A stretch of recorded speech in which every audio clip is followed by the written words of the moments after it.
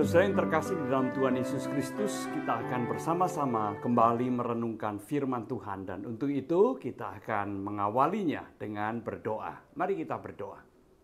Segala hormat dan puji syukur kami naikkan kepadamu ya Tuhan, oleh karena kemurahan-Mu, kesetiaan-Mu, dan kebaikan-Mu yang memberikan kesempatan kepada kami untuk membaca dan merenungkan firman-Mu.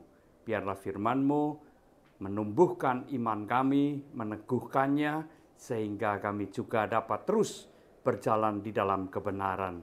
Di dalam Kristus kami berdoa. Amin. Saudara yang terkasih, saya mengajak saudara untuk membaca Injil Yohanes pasal yang ke-14 ayat 16 dan 17a. Saya bacakan demikian. Aku akan meminta kepada Bapa dan Ia akan memberikan kepadamu seorang penolong yang lain, supaya ia menyertai kamu selama-lamanya, yaitu Roh kebenaran. Demikianlah firman Tuhan. Saudara yang terkasih di dalam Tuhan Yesus Kristus, Yesus sadar betul bahwa melakukan kehendak-Nya, melakukan firman-Nya di tengah-tengah dunia ini bukan hal yang mudah. Untuk setia kepada Tuhan di tengah-tengah dunia yang penuh dengan cobaan, penuh dengan persoalan, dibutuhkan kesediaan untuk berjuang. Suatu perjuangan yang tentunya tidak mudah. Tuhan Yesus tahu benar kondisi semacam itu. Oleh karena itulah Tuhan Yesus menegaskan kepada para murid-Nya bahwa Ia tidak akan meninggalkan anak-anaknya atau murid-muridnya sendirian. Tidak akan meninggalkan sebagai yatim piatu.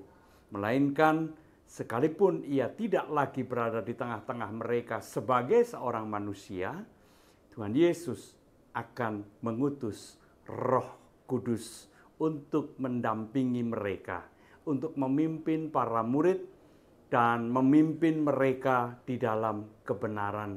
Artinya, dengan pertolongan Roh Kudus, maka para murid akan dimampukan, akan dijaga agar supaya para murid senantiasa menjaga kekudusan dan hidup di dalam kebenaran.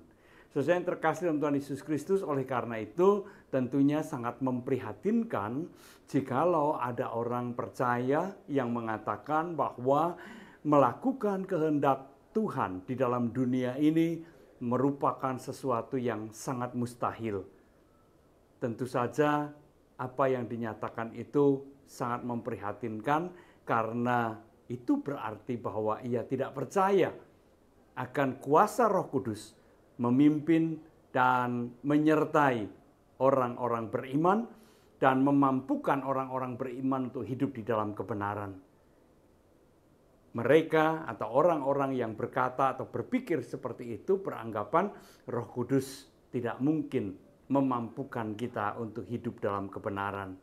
Sesuai yang terkasih dalam Tuhan Yesus Kristus, saya berharap bahwa pikiran semacam itu tidak kita miliki, tidak ada dalam diri kita.